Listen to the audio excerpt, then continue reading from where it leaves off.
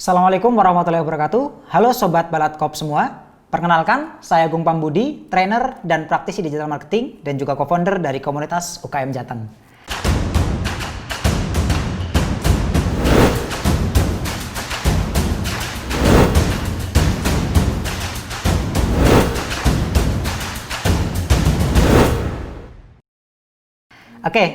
Pada kesempatan kali ini kita akan membahas tentang media sosial. Kenapa kita membahas media sosial? Karena seperti teman-teman ketahui sendiri, media sosial sudah bukan menjadi hal yang aneh lagi bagi masyarakat Indonesia, apalagi di era pandemi seperti sekarang. Waktu orang menghabiskan waktu di media sosial menjadi lebih panjang atau menjadi lebih lama. Orang banyak menghabiskan waktu di media sosial, karena itu baiknya kita manfaatkan media sosial ini untuk mempromosikan bisnis kita. Seperti yang teman-teman ketahui, di dunia ini ada puluhan atau bahkan mungkin ratusan sosial media. Tapi mana sih dari banyaknya sosial media itu yang paling tepat untuk bisnis kita? Mari kita cari tahu. We Are Social di tahun 2020 ini mengeluarkan sebuah rilis yang menunjukkan apa saja sih sosial media yang paling banyak digunakan oleh masyarakat Indonesia, ya terutama. Yang pertama ada YouTube. Teman-teman juga mungkin setiap hari bahkan menonton video YouTube. Yang kedua ada WhatsApp, Facebook, Instagram, sampai ke bawah, sampai ke Sina Weibo. Nah, itu adalah daftar sosial media yang paling banyak digunakan di Indonesia. Nah, dari puluhan sosial media yang saya sebutkan di depan tadi, kita tidak mungkin untuk menggunakan keseluruhannya untuk bisnis kita. Karena permasalahan teman-teman UMKM kebanyakan adalah di sumber daya. Sumber daya apa? Sumber daya tenaga dan waktu untuk mengelola sosial media tersebut. So, apa langkah pertama kita? Yang pertama kita harus lakukan adalah menentukan target market dari bisnis kita sendiri. Teman-teman harus tahu siapa sih yang menjadi target dari bisnis teman-teman. Kita masukkan target market ini menjadi 5 poin. Yang pertama ada jenis kelamin. Teman-teman harus tahu pengguna atau pembeli barang atau bisnis teman-teman itu kebanyakan cewek atau cowok. Yang kedua usia. Rentang usia berapa sih yang paling banyak membeli atau memakai produk dari bisnis teman-teman. Yang ketiga lokasi. Dari daerah mana orang paling banyak membeli produk teman-teman. Yang keempat, kondisi ekonomi. Apakah menengah bawah, apakah menengah atas yang paling banyak memakai atau membeli produk dari teman-teman. Yang kelima adalah minat. Kira-kira pembeli produk teman-teman itu paling banyak minat ke hal apa? Misalkan nih, K-pop, ya kan, boy band, girl band, bola, otomotif, dan lain segala macam. Teman-teman harus tahu kira-kira calon pembeli teman-teman ini minatnya ke hal apa.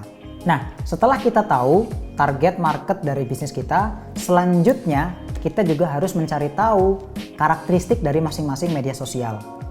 Sun Tzu nih pernah berkata, "Know yourself, know your enemy, 1,000 battle, 1,000 victories." Setelah kita mengetahui karakter dari bisnis kita atau karakter dari target bisnis kita, kita juga harus mengetahui karakter dari masing-masing media sosial. Dari sana kita bisa mengetahui mana sih media sosial yang paling cocok dengan bisnis kita. Yang pertama, kita cari tahu dulu tentang Facebook nih. Facebook di Indonesia memiliki 130 juta pengguna, di mana diantaranya 44% adalah wanita, 55,6% adalah pria. Nah, jadi kalau misalkan bisnis teman-teman banyak penggunanya pria, cukup cocok di Facebook. Yang kedua nih, usia pengguna mayoritas Facebook ada di antara rentang 25 sampai 49 tahun. Jadi cukup bisa dibilang cukup dewasa ya pengguna Facebook ini. Anak-anak remaja ataupun bocah-bocah nih jarang banget pakai Facebook, sudah jarang lah. Terus konten yang relevan biasanya di Facebook biasa berisi artikel singkat, album foto, video maupun review. Sosial media yang kedua yang perlu kita pelajari adalah Instagram. Instagram ini penggunanya di Indonesia ada sekitar 63 juta orang, di mana 50,8% diantaranya wanita dan 49,2% adalah pria. Teman-teman mungkin sadar sendiri ya, Instagram ini kan sosial media yang sangat visual sekali. Kebanyakan upload foto selfie dan lain segala macam, makanya kebanyakan penggunanya adalah wanita. Dan rentang usia pengguna Instagram ada di antara 18 sampai 24 tahun. Rentang antara anak-anak SMA sampai anak-anak kuliahan nih yang suka pakai Instagram. Konten-konten yang relevan di Instagram biasanya berupa foto, infografis, video pendek, stories, dan juga siaran langsung atau Instagram Live. Yang ketiga teman-teman, kita bicara tentang TikTok. Sosial media yang lagi naik daun di Indonesia dengan jumlah pengguna yang semakin hari semakin meningkat. Saat ini tercatat pengguna TikTok di Indonesia ada 14,3 juta, di mana 57,3% diantaranya adalah wanita, 42,7% diantaranya adalah pria. Nah, yang unik dari TikTok, rentang usia penggunanya teman-teman. rentang usia pengguna di TikTok cukup unik ya, yaitu di antara 10 sampai 24 tahun. Jadi anak-anak pun sekarang banyak yang sudah menggunakan TikTok. Nah, konten-konten yang relevan di TikTok antara lain video singkat, video challenge, dan lain-lain. Pakai hashtag-hashtag tuh biasanya ya di TikTok tuh. Oke, selanjutnya kita masuk ke sosial media yang paling banyak digunakan di Indonesia, yaitu YouTube. YouTube ini teman-teman di Indonesia penggunanya sudah mencapai 132 juta. Hampir 100% dari total pengguna internet di Indonesia sudah menggunakan YouTube. Di mana ternyata 38% diantaranya wanita. Jadi cewek-cewek ini ternyata pengguna YouTube cukup rendah ya, cuma 38, sementara 62%-nya adalah pria.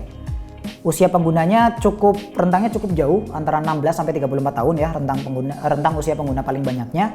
Sementara konten-konten yang relevan di YouTube biasanya berupa vlog, video tutorial, video review, podcast, dan lain segala macam.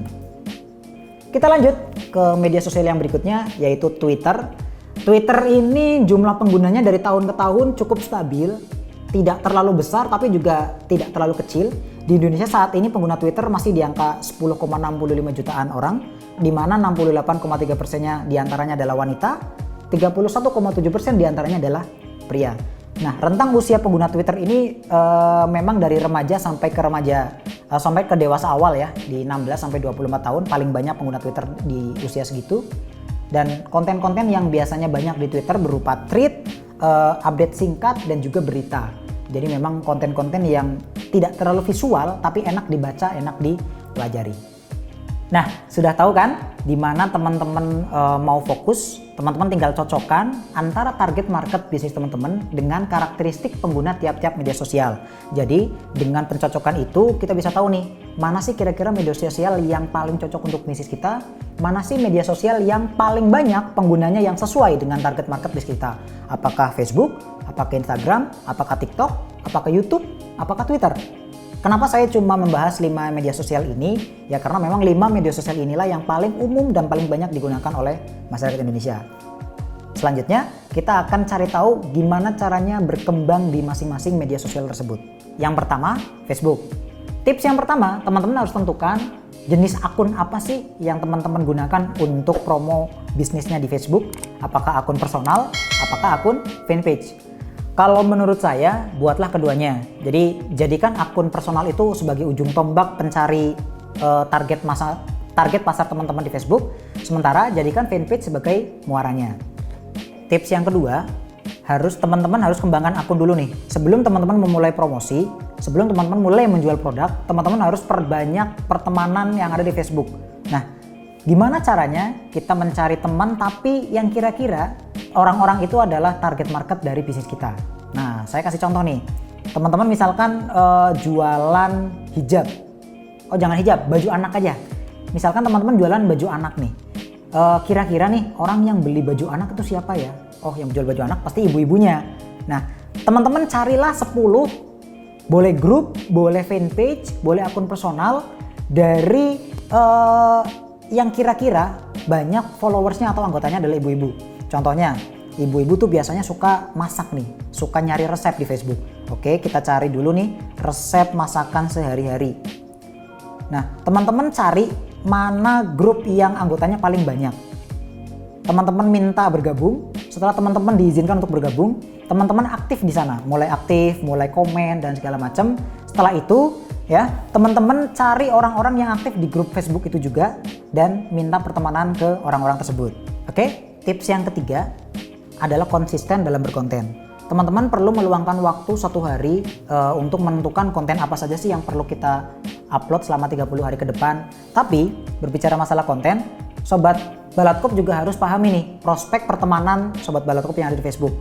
Apakah masih cold prospect? Cold prospect ini masih baru berteman, ya, belum kenal, belum percaya ke kita. Atau yang kedua nih, warm prospect, hangat nih, hangat. Sudah cukup lama berteman, sudah cukup banyak teredukasi tentang produk kita, dan juga sudah mulai banyak berinteraksi, sering komen, sering likes, dan lain segala macam. Atau teman-teman di Facebook dari Sobat Balatkop sudah masuk ke hot prospect, sudah berteman cukup lama, sudah banyak mendapatkan edukasi, dan juga sudah tahu teman-teman atau Sobat Balatkop ini jualan apa. Nah, masing-masing prospek ini mempunyai karakteristik yang berbeda. Itu juga perlu kita sesuaikan dengan cara kita menjual. Kalau masih cold prospect, Sobat Balatkop cukup menjual dengan cara indirect sell, ya. Share lah tutorial, share lah konten yang bisa dibaca, artikel dan segala macam. Kalau teman Sobat Balatkop di Facebook sudah mulai masuk ke warm prospect, sudah bisa nih kita mulai soft selling, ya kan? Kasih tahu manfaat produknya dan segala macam. Nah, saat nanti teman-teman dari Sobat Balatkop sudah masuk ke hot prospect, kita mulai bisa hard selling, kasih promo dan lain segala macam. Oke, kita masuk ke sosial media yang kedua, yaitu Instagram. Apa sih tipsnya bisa berkembang di Instagram? Yang pertama teman-teman harus persiapkan akun Instagram teman-teman. Jadi lengkapi identitas selengkap-lengkapnya, ya. Kita bisa masuk ke profile, edit profile. Nah, di sini ada nama pengguna, situs web, bio, kemudian nomor handphone dan lain segala macam. Teman-teman pastikan itu semua terisi dengan lengkap. Jadi jika nanti suatu saat ada orang yang perlu menghubungi teman-teman, orang itu tidak akan kebingungan mencari kontak dari teman-teman.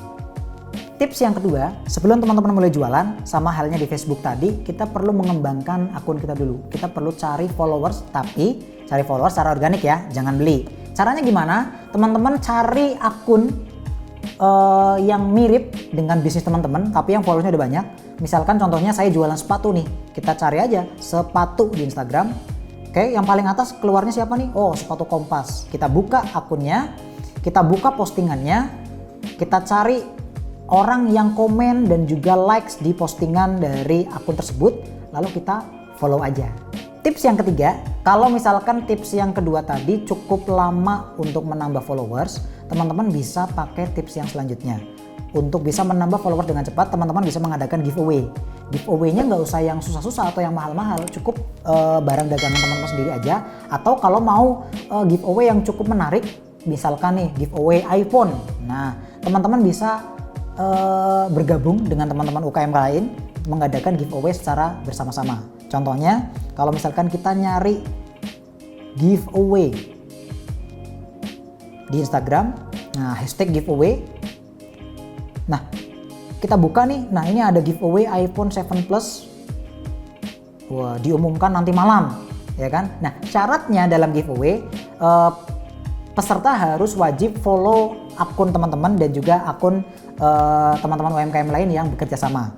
Itu bisa menjadikan salah satu opsi melakukan giveaway dengan hadiah yang cukup menarik. Tips yang keempat, tips yang keempat adalah teman-teman harus berinteraksi dengan followers teman-teman. Di Instagram ini interaksi adalah segala-galanya. Jadi kalau misalkan followers kita sudah banyak tapi tidak ada interaksi di antara kita dan followers, Instagram akan menganggap akun kita itu kurang aktif. Jadi postingan kita tidak akan banyak ditampilkan di timeline followers kita. Jadi kalau misalkan ada followers yang komen, followers yang likes gitu ya, sebisa mungkin kita balas komennya, kita juga balas like-nya. Oke, tips yang kelima, gunakanlah hashtag dan alternatif text. Jadi teman-teman kalau posting di Instagram sebisa mungkin gunakanlah hashtag. Nah, pertanyaannya biasanya yang sering ditanyakan teman-teman UMKM, Mas berapa banyak sih kita pakai hashtag di postingan kita? Kalau dilihat dari angka maksimalnya, kita bisa memasukkan sampai 30 hashtag di satu postingan Instagram. Tapi jangan pakai semuanya, jangan pakai 30 hashtag di satu postingan Instagram. Itu akan menjadikan postingan kita dinilai sebagai spam dan itu nggak baik untuk performa akun kita. Gunakanlah maksimal 10-15 hashtag di setiap postingan kita. Nah, yang kedua, teman-teman juga bisa menggunakan yang namanya alternative text. Di Instagram itu ada fitur yang namanya alternative text. Kalau misalkan teman-teman buka salah satu postingan teman-teman, terus teman-teman edit. Oke. Di bagian fotonya sebelah kiri ada tanda orang, di sebelah kanan nih ada edit text alternatif. Nah, teman-teman bisa mengisi alternatif teks ini dengan kata kunci yang sesuai dengan produk yang teman-teman posting atau jual. Tips yang keenam, nah Instagram ini kan media sosial yang sangat mementingkan visual. Jadi teman-teman juga harus membuat konten yang selain menarik juga bermanfaat.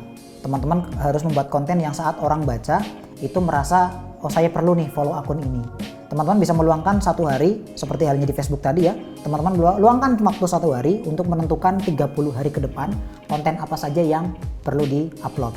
Tidak harus tiap hari, boleh 3 hari sekali, boleh 1 minggu sekali bahkan, asalkan konsisten.